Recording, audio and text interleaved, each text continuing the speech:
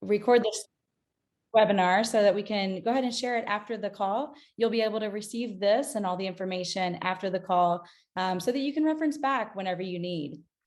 So let's get started. There's been more than 2 years since the pandemic started, and companies had to really scramble to go digital. Teams across organizations had to unify more than ever. So when we work with clients, a lot of the focus tends to be more about their content, their images, what we say, to whom will we talk. But a lot of times email deliverability isn't a topic. And that's where we've seen the most issues in the pandemic and beyond, and even before. So we really have tried to target clients and talk to them about not only what they're delivering, but how, and make sure that their emails actually get into the inbox. Today, we're going to hear from experts around email deliverability, and most importantly, key takeaways on how we all do this better. During our presentation, please know that you can do Q&A, use the Q&A function of Zoom. We'll get to those questions near the end. So let's set the stage. We will talk with, like I said, our hosts, our experts here.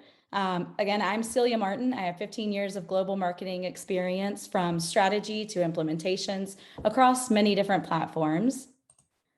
Hailing all the way from the UK, and we're stealing a little bit of his time from viewing Her Majesty's Platinum Jubilee, we've got Steve Henderson, who heads the UK DMA Email Council's Legal and Deliverability Hub, and he also co-authored 2 guides on this topic. And lastly, we have Brad Vanderwoord, Head of Customer Experience at Inbox Monster. He leads deliverability consulting, making sure clients have the best chance at email inbox placement. So let's set the stage. As an expert on this topic, Steve, can you explain to me what is meant by email deliverability? Hi there, yes. I've got a couple of different viewpoints, and I think the first one that I would really love people to remember and take away from this is this quote that I first saw around 15 years ago. And what I love about it is that it's as true then as it is today. And Stephanie Miller from then Return Path really captured the ethos of what this is very well in this quote here. But if we look at it from a different perspective, it's simply getting the message to the recipient. This is what deliverability is. But what it is still doesn't really answer anything that anyone wants to hear about. It's more what they have to do. And when we look at these very, very simplistic statements, it's getting the message to the end, it's getting the message to the recipient, or you need to be relevant to most of the people most of the time. What this doesn't really explain well is that this isn't just the sending action. It's actually the full email lifecycle, from the curation of a well-formed data capture process to getting the wording right, setting the correct expectations, mapping data and customer lifecycle together, having automation that fulfills the transactional automation processes, having accessibility and design in email, and then doing all of that in line with industry and legal compliance. So it's these simple concepts. It's actually a massive team effort between data, legal, design, technology teams, and marketing. That's deliverability. Got it. Brad, anything to interject here? Yeah, it's a great explanation by Steve.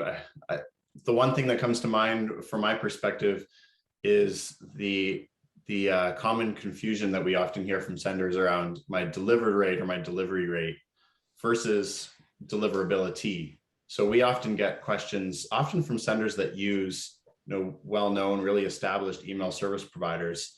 Well, I've got this delivery rate of 99%, or my delivered rate is really good, bounces are really low. Why would I need to track deliverability? So what's the difference? So we often like to break it down really, really simply. Delivered is very limited. It's only your sent emails minus your bounced emails. It's telling you that those emails got delivered to the ISP, but what it's leaving out is the really important detail of it got delivered, but did it actually get delivered to the subscriber's inbox, or did it actually get delivered to the subscriber's spam folder? So tracking deliverability gives you that insight, and it turns the lights on, so to speak, on, okay, my 99% delivery rate is great. not having bounces is a really good thing, but how many of those 99% actually reach the subscriber's inbox and reach my ultimate goal, which is getting my email right in front of my subscribers so they can engage? Great. Yeah, that's a great key factor between, yes, I got it to an inbox, but did I get it in the right place? So great distinction between deliverable, that you got it there, and deliverability, and that you got it in the right place. So when we chat with clients about deliverability, there are 3 factors that we've really focused on to make sure that they have the best inbox placement. The first one being infrastructure. So more on that authentication, reputation, more in the setup. The second being content. So what are you delivering? How is it tested? Making sure that there's correct dynamic content. And the last being data. And we'll get to data, but I'm sure everyone is already agreeing that data is the most important. You have to make sure that the data is correct. But let's start with infrastructure. Before we even think about what we're sending or to whom, there's a lot of setup and work to be done, and done right. So tell us more about infrastructure and the pitfalls that you're seeing with customers, Steve. Well, the first thing is to understand that the infrastructure is how the anti-abuse, the email filters identify the sender. So these are the acronyms that we all love in email: SPF, DKIM, DMARC, the reverse DNS. It's the ability for the recipient domain, the anti-abuse inbox filters that are there to prevent spam and abusive email getting to the recipient. It's the ability for those filters to trust that sender. So this is just simply mapping the IP to the sender domain and mapping that email back to the IP as well to make sure that it's all trusted. Now, you asked, what do I typically see when things go wrong? You mentioned very briefly on setup. That's typically where we see issues. It's that first configuration of that sender domain with the IP address. When somebody migrates from one email platform to another, this is typically when people will have those early problems. Once it's set up, the only times I then see clients have problems is when someone simply makes a mistake. Someone updates something and doesn't update it correctly. But that's where I tend to see the issues, just simply on that migration or that initial setup. So it sounds like this is where marketing and IT really need to work together to ensure the proper setup based on marketing goals. Brad, what are you seeing in terms of infrastructure and setup, and how are you helping your clients? Yeah, we see issues from time to time with authentication, usually right when we're looking into a client's sender deliverability for the very first time. And one of the things that always sticks out to me with authentication, we all know that it's the very first step to being welcome to the ISP at all. Without authentication, you're not really giving yourself a chance to get delivered to the inbox whatsoever. So it's often the very first thing that we look at. But I also find that senders can sometimes assume that authentication was set up properly, and that's, we kind of set it and forget it. My ESP takes care of all that. I'm sure it's in a good place. And off we go, deploying emails, making adjustments to our mailing infrastructure with domains and IPs at times. And so a prime example, I had a client recently that we worked with, and we first got them set up in Inbox Monster. We started to look at all their deliverability. We noticed right away there were some improvements to be made. There were some spam folder issues, a few blocks. So we looked at authentication, and their domain had no authentication whatsoever. And he was mailing off of a very well-known email service provider. So we asked, did you know that your domain was not authenticated or set up at all? And the sender's response was, I can't believe that. I thought we set that up 10 years ago when we migrated. I'll have to take a look. And so it turns out that it was set up on a different subdomain, but it was never made available within his ESP instance. It was a human mistake. We all make mistakes, and mistakes happen within setting up a sender on authentication as well. So sometimes as a deliverability expert, when I find myself leaning away from authentication and catching myself with some of those assumptions, I'm sure their SPF and DKIM are fine. So the situations like that are just a clear reminder. first thing before you look at anything else, double check, because once in a while you find that situation where something is horribly wrong and it's all you need to do. You can avoid yourself getting too caught up in the content and the relevancy of those emails when it's a relatively simple tweak to your authentication that can be the difference. Right, fully agree. And you made a good point about, we do it at migration, at setup, trying to make sure it's all set up well. But, if you set it up 10 years ago, you probably should look at it again just to make sure. Great. Yeah, and there's just one other small point, and that's something that's just occurred to me that, we've been doing this obviously a long time. So have many of our clients. There's been clients who I've worked with who maybe haven't wanted to set up the cutting edge or the bleeding edge of these new standards. And it might have just been a good recommendation 3, 4, 5 years ago. But over the last 5 years, we've seen certain requirements in authentication go from bleeding edge to good practice to actually minimum standards. So actually there's another element to consider as well. That's a great point. Great point. So once infrastructure is ready, we have DKIM, DMARC, SPF, everything is set up, or we've checked, since it was set up 10 years ago. Next, we need to look at content and make sure that that is in check. So when we work with clients, we like to bring marketing, legal, data experts, user experience teams all together to make sure that content is on point. Oftentimes, legal leads maybe the opt-in, and marketing just goes with it. But there can be some issues that aren't quite aligned between legal, marketing, and all of the other teams. We really need to unify and work together on these. Brad, what are your thoughts in this space? Yeah, I find content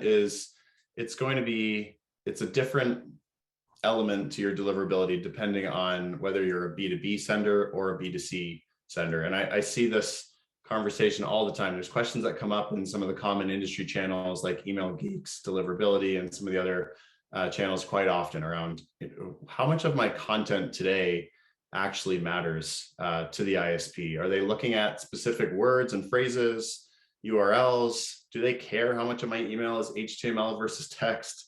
We're still talking about that, and we've been talking about that for many years. And the answer is it has evolved over time, but it depends primarily who you're mailing to. So if you're a B2B sender, then it may still matter. There's some corporate spam filters that are using something like Spam Assassin, and they may have rules set up to be very particular looking at HTML versus text, or they may be looking at specific words within the subject line that are triggers for them.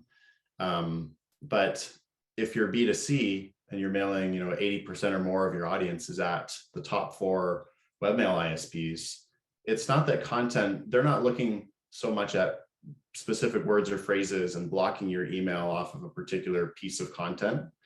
But to say that content's not relevant in B2C is simply not true at all. In fact, in some ways it's more relevant because the ISP they don't care about what's in the content as much as they care about the people you're mailing to.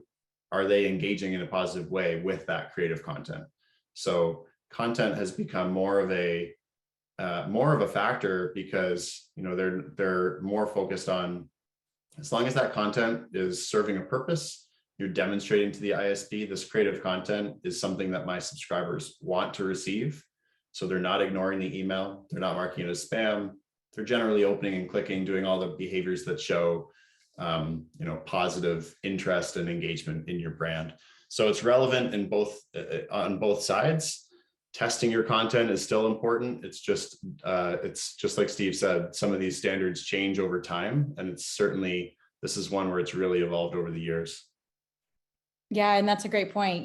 Looking back, we've seen emails that are just text. So, dear Celia, just text. And now I see emails that can seemingly do anything. It's dynamic, it's personalized, it's ready and available for me on whatever size screen that I want. I might be on my phone, I might be on my laptop, on my daughter's laptop, but it all dynamically populates how I need to see it. What have you seen in the evolution of content across platforms over the years, Steve? Well, if I go back like 10, 15 years, I remember the problems that our clients and senders would have. And it was issues across Outlook, Lotus Notes, etc. And it was rendering was horrible. It was a horrible job to try and get right, because all of these different pieces of software didn't work the same way and things would keep changing. And then the emergence of mobile, that threw everything out the window. Before, we had these beautiful templates that would just magically transition regardless of the size of the screen, like you mentioned. So those sort of problems have kind of gone away with the improvement of rendering. But there's been other changes that have been coming in. Like Brad mentioned, it's not just about getting that email over the line. It's about, as I said at the start, getting the message to the recipient. So we do have to think about accessibility. We do have to think about the content being the content that somebody actually wants, expects, and will engage with. And we're starting to see the emergence of other technologies that we tend to not consider now. With the improvement of rendering, we've kind of moved away a bit from content testing, but how many people do we see now actually testing how smartwatches display emails? What about voice, Siri, Alexa, etc., like growing in terms of usage of email? So voice email is no longer this edge case purely for accessibility, but it's actually becoming more widely used. So there's a whole new range of challenges. So testing, I think, is the primary thing. How do we incorporate testing into our processes? Because we've got a lot to consider even now. I think that's one thing that, after you mentioned that, Steve, that comes to my mind is in the B2C side of things, you can often have pieces of your content that are tagged, right? Because of a spam filter, CloudMark comes to mind. So a lot of B2C senders will see their creative content get tagged. It results in spam filter placement. But the reality is that the filter, CloudMark in this example, is tagging something in the content to get your attention as the sender. They're tagging something that you can't easily strip out of the email. Maybe it's something in your footer or a phone number or something like that. And it can easily be confused on the sender side. Sometimes even deliverability experts can mix this up a little bit when they're communicating it to their client. It's not that they have an issue with your creative per se. It's that they have an issue with the fact that that creative is tied to high spam complaints, high spam traps, things of that nature. So when senders get fixated on the creative, they can easily jump to, well, what's wrong with that phone number? It's my phone number. Am I supposed to change that? It's not the point. You don't need to, in fact, drastically changing your creative is just going to waste time and effort. You're avoiding the real problem that they're trying to point out. It's the engagement and some of the data points that they're seeing that are associated with that content. That's great, Brad. And it really leads us into that data conversation, because I will say it in unison. It's always the data. And it doesn't necessarily mean the data that you have put into the program or the email addresses. It's not necessarily that data, but also the data you're receiving from inboxes to say, hey, here's a red flag. You need to consider this in your upcoming content and emails. So everything we talk about from different projects, different industries, different clients, it's always the data, like I said. So without that solid data foundation, none of the infrastructure, the content, none of it's going to work. And like you said, with the reporting and the flags, there's so much technology out there that's trying to give you those signs. So how can we use that information? I'll jump in there. The first thing I would look at is, how do we get people into our industry? Because if we think about digital marketing, it's not just marketing, it's not just content, it's not just creative, but we're expecting marketing teams to be able to be responsible for data, for compliance, for marketing, for KPIs, for revenue. We're asking a lot. So I think the first thing is to recognize that marketing teams need to be broad, and we need to start getting students into marketing with a mindset that marketing isn't just for the people who can write content or those who have got that creative design process, but it's a very broad industry. Pulling it back to something that we can do a little bit more tangibly, like today. The data, when we are looking at problems, this is my area of expertise when it comes to email marketing. It's when problems are escalated. You're right when we say it's always the data. I've got this anecdotal evidence that 99 times, literally 99 times out of 100, it's always someone's data that's caused the problem. Now, specifically what I mean by this, where to look if someone does have a delivery problem, where it's typically related to data, it would be where someone has introduced new data. So someone has found an old disk with some data down the side of a city and just thought, oh, this is ripe for re-engagement. That's going to have problems. But it might not be something as extreme as that. It could just simply be a sign-up form is just being abused. It just may not be as secure as it could be. Or it could just be some re-engagement processes that have been ongoing for potentially for years, but maybe the rates of the data engagement versus disengagement have now tipped that sender over the edge. So I'm not really pointing exactly where to look at, just simply if anyone has a delivery problem, if the authentication of the sender domain and IP is correct, definitely start looking at that data and look at both ends, both the starting, the collection of the data, and also at the other end at the less active and the older data. They are the two areas that I would be looking at. So what if I haven't changed anything? I have everything set up. My data has stayed the same.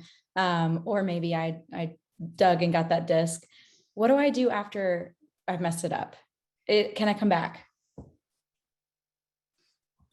Yeah, I mean, I would say very, very simply, we talk about the sending to engage, but what does this mean? It's the things that me and Brad have already mentioned a couple of times. We just need to send content that people will engage with.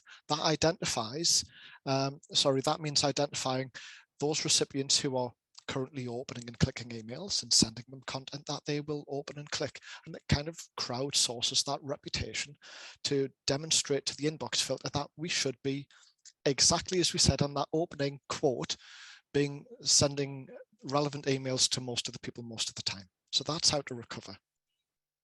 Got it. Brad, have you seen this? I have, yeah. And one of the things that comes to mind when we talk about data, and it ties into all of the different KPIs that we track, or that we as deliverability experts recommend tracking on a campaign by campaign basis. But to me, not to touch on some of the same points that Steve just mentioned, they're all great points. I want to just emphasize that the data that you see, you're monitoring your deliverability is like a health check of your data. If your deliverability and your reputation is in a really great spot, you're most likely collecting data in the right way, you're cleansing your list of inactive addresses in the right way, all those sorts of best practices that we all strive for. But the other thing is that tracking KPIs like your inbox placement rate, tracking whether or not you're hitting spam traps, whether or not you have really good deliverability or poor deliverability. To me, it's the difference in this industry on how you can get proactive as opposed to reacting to major deliverability issues or block listings that come into play. So I think about, the clients that I see that are doing this in a really good way are clients that have, say they have near perfect inbox placement rates. Campaigns are going out the door day over day, week over week. Reputation looks great. Inbox placement looks really good. But I hit a few spam traps on that one particular day. So it's not the end of the world and it's not a panic situation, but it does warrant, okay, let's set some time up with our team. Let's review where the data came from. Maybe we can pinpoint a specific opt-in source, talk with our deliverability expert about it. We've got a bit of a leak in the boat, so to speak, and let's patch it before we capsize. And so those clients and centers are using the data in the right way to get proactive. Issues like that are going to happen. It's just a matter of you're hitting traps whether or not you're looking at it and measuring it or not. The senders that go along and don't change anything over time and then eventually get a massive block list and have to pause everything and and figure out where to start are the senders that just haven't been looking at it and have kind of been assuming, that delivery rate of 99% is great. I'm just cruising along, and then bam, I'm in trouble. Where do I begin? So the more data that you have on your email program allows you to be more proactive and avoid those fire drills that we all despise so heavily. Especially on Black Friday, right? So that really leads us into our next topic. So we've talked about common pitfalls of email deliverability, how we can all play a role in making sure that we do this correctly. But how do we know if we're doing this right or if we have a deliverability issue? Brad, you mentioned a couple of KPIs. Any others that you can mention, and why are they important? Yeah, I think first and foremost, if you're not tracking inbox placement, then that's where you need to start. Going back to the very beginning, it's that difference between tracking delivery and deliverability.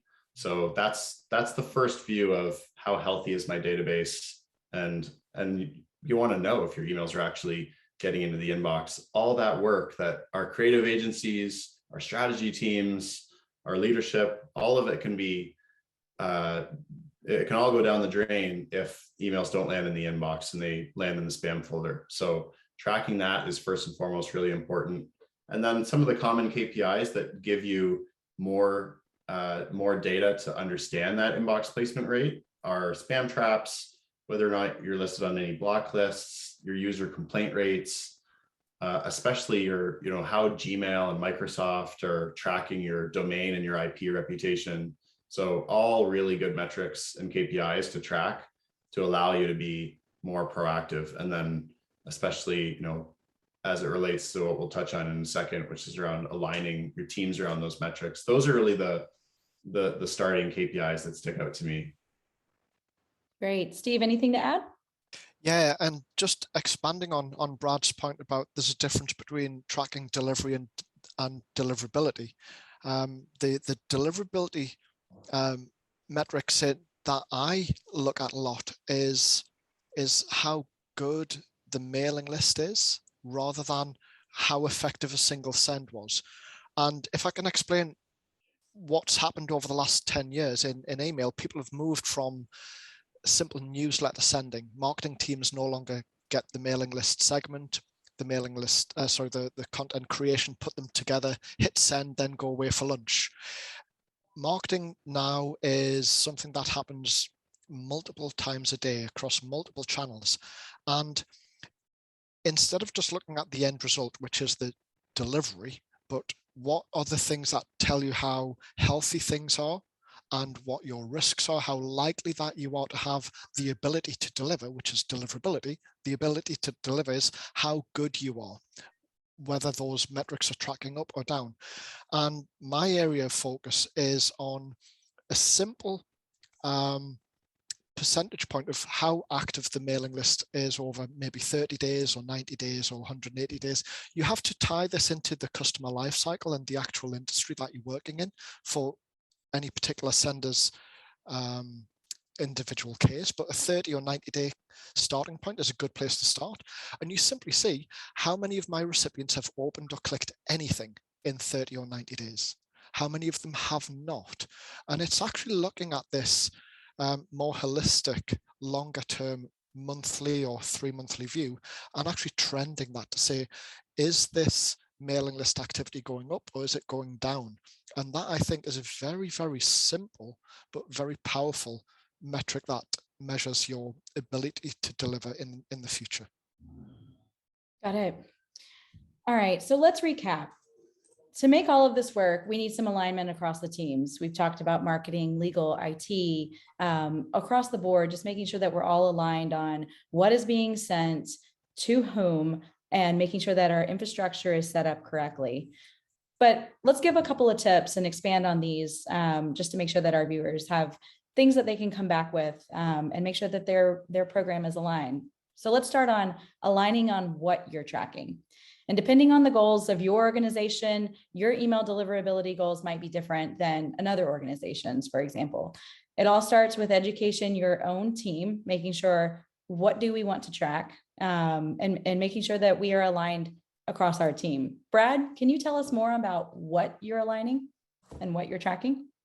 Yeah, for sure. I think this comes down to there's, as we all know, or most of us here probably know, there's so many data points on email deliverability, and sometimes we can get overwhelmed with, okay, I've got my inbox placement, I've got my reputation, I've got my spam traps. Is there one metric that I can track? And a variety of providers over the years have tried to simplify it into one metric. Sometimes it works, sometimes it doesn't. But I think what this comes down to as individual email teams is choosing and agreeing on a few KPIs, simplifying it, whether that's my inbox, my average inbox placement, and my Gmail domain reputation, whatever KPI is most relevant to your email program and your business, aligning on that. And it starts with, Celia, you mentioned educating your teams. I think the biggest tip on this first one is align yourself and your teams on what you're tracking. So if you're tracking all sorts of deliverability data inside a platform or within your ESP, that's fantastic. Now get others on the same page and help them to understand what those metrics really mean. No one likes to track metrics that aren't actionable. And the great thing about this space is that every KPI that you're tracking around your deliverability is actionable.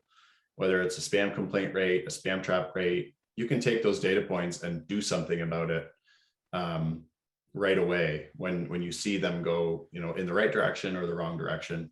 So, but you need more than just yourself. So align on which KPI is most important. That may vary if you're B2B versus B2C, or which ISPs make up the majority of your email file. And get some recommendations from email experts if you're not sure which KPI is most important to track.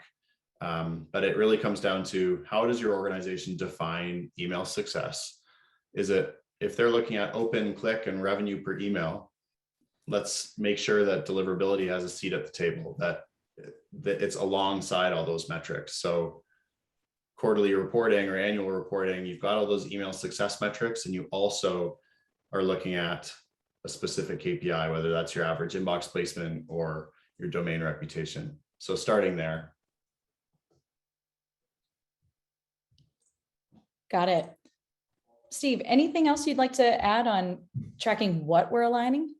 Yeah, well, just as Brad was talking there, made a couple of notes, and yeah, I think that the main thing is making sure when you do have the seat at the table, it's you also have to talk the language of the other stakeholders there. And there's not many times I've had to deal with a deliverability escalation within a company where the company stakeholders have really been that interested specifically in spam rates or spam traps. What they're interested in is revenue, engagement, retention, lifetime value. But this isn't a lost cause. It's not a futile exercise. All we need to do is show how these things that Brad and I have been talking about actually correlate to the company objectives. So an open rate itself will not really tie into revenue, but the number of people who are opening emails over a month and tracking that will correlate tightly to revenue. So I think it's one of the points I mentioned before was understanding that email marketing is getting more data related. We need to be comfortable with data.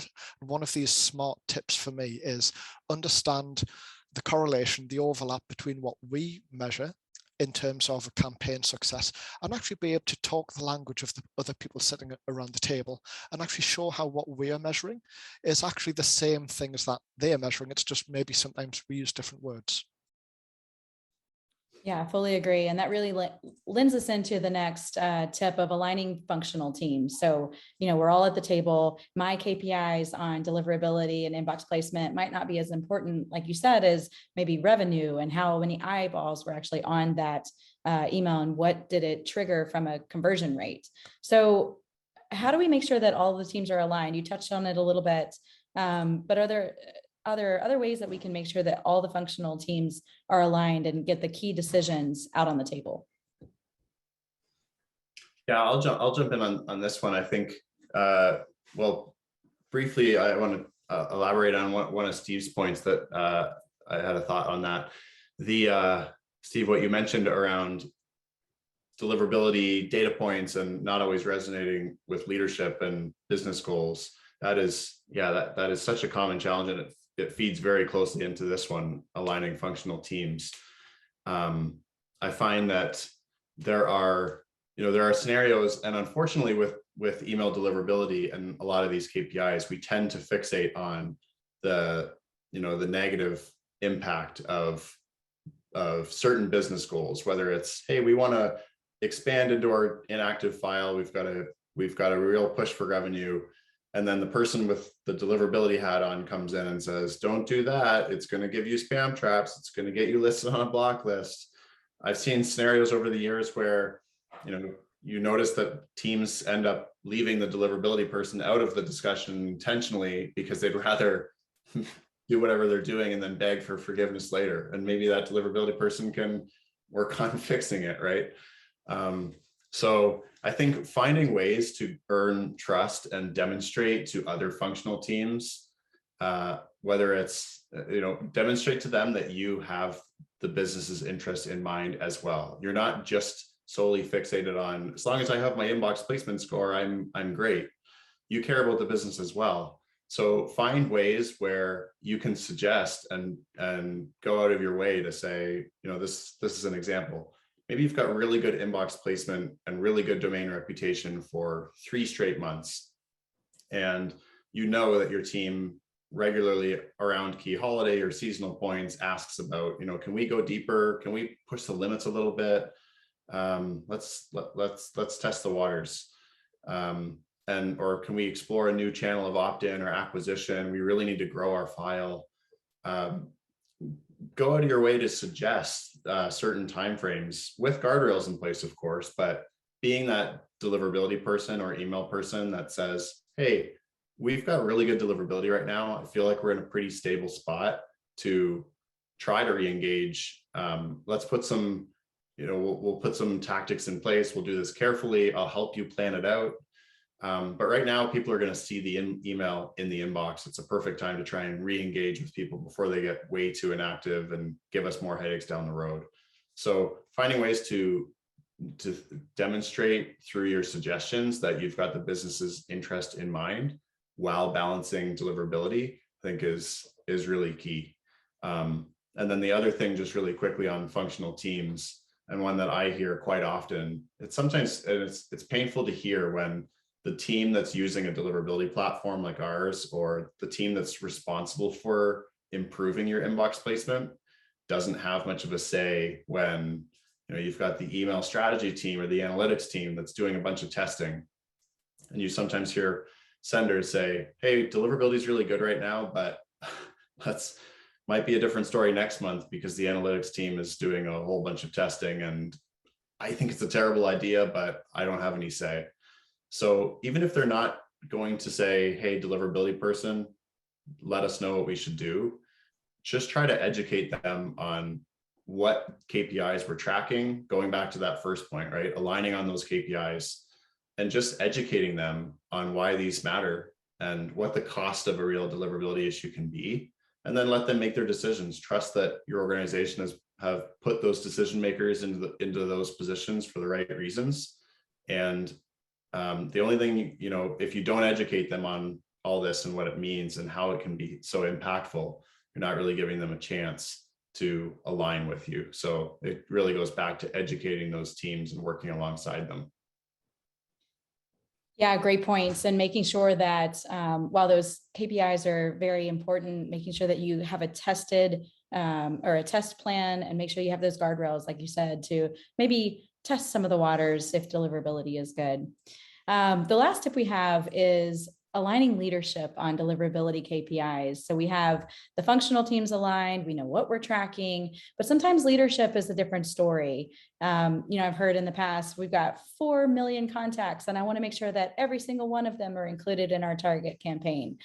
However, maybe only 2 of them are engaged and have been collected in the past couple of years or even months. What are some tips and tricks to make sure that leadership is on board as well? I'll jump in with a little bit of a negative point first. This is not easy. The reason that we're having these sessions is because this is a message that is sometimes very, very difficult.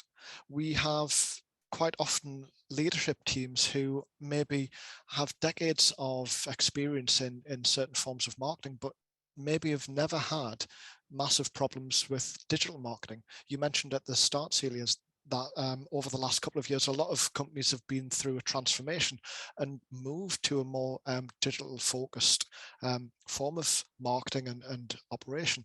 So we do have people who are still fairly new to the industry who may not understand the sort of things that Brad and I have been talking about today because it's theoretical. So I'm saying this with a massive disclaimer that I understand what I'm about to say is difficult. And I know it's difficult because I have these conversations every day. The first tip that I would give is to repeat again what I said before about talking the same language. It's not about open rates or bounce rates, but it's about revenue and whatever whatever the sender's business objectives are.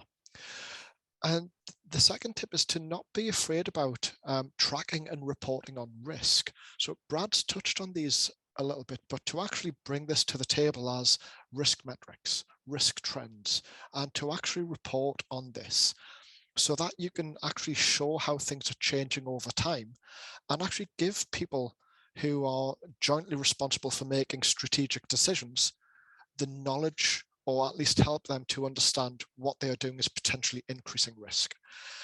And then the final bit, and again, it's slightly negative, but sometimes we have to wait for small problems to happen before other people will listen. And it's just a reminder that we sometimes have to allow maybe people to test things and to try things, but to actually be there in a supporting way so that should something happen, we can help identify it quickly. So we're tracking everything. As Brad's mentioned, we're tracking not just the end result, but we're tracking how these deliverability metrics are changing so that should something start to change, we're in there quickly. And the things that we've been talking about for weeks or months, we bring back to the table and say, see, we told you so, but We told you so, right? Exactly. So that's they're the things that I would say. So talking the same language, don't be afraid to talk about and measure and track risk, and to then be there to support with improvement processes that are practical without just going, "Ha, I told you so."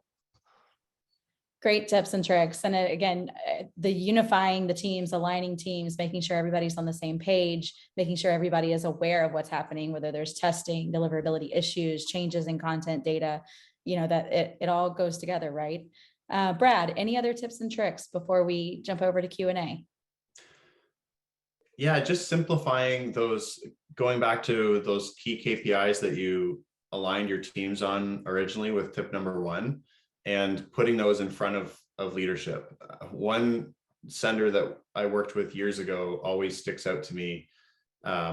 They started to include their Google domain reputation and their average inbox placement rate in all of their leadership reports that would typically summarize all of their email channel success. Leadership wants to know, what has that channel brought us over the past quarter? And historically it was, well, these are our average open and click rates. Here's how they compare to the industry. Here's the revenue that we brought in through this channel. And then they started adding in some of these key deliverability KPIs. And over time, with those presentations to leadership, it's not like they were spending an hour going over deliverability KPIs with their CMO or anything like that, but they put it there.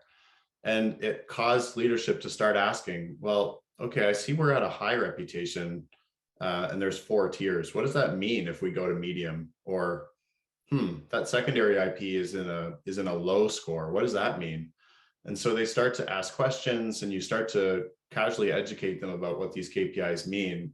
And then when things are going well and your email channel is reaching success and you've got those metrics, you can, those presentations, they started celebrating some of these deliverability KPIs with their leaders. And they came out of a meeting and said, hey, our leadership is really excited about the fact that we improved our reputation from medium to high, because they actually understand what that means. And to them, it means, hey, if we're at a high spot, more people are going to see our emails. We have more opportunity to get our brand in front of our customers and more opportunity to have revenue come in. So yes, just simplifying those metrics and just continuously educating them. And, leadership changes regularly, as we all know. And so it's a constant thing, just accepting the fact that in your role, one of your key responsibilities is to constantly educate, and don't get too down on yourself when some of it doesn't stick. Just be persistent and make sure this topic has a place with your leadership whenever you're having email success discussions. Yeah, I fully agree. So constant reminders, visibility, and education seems key for this audience. Okay, great. So that is wrapping up the content.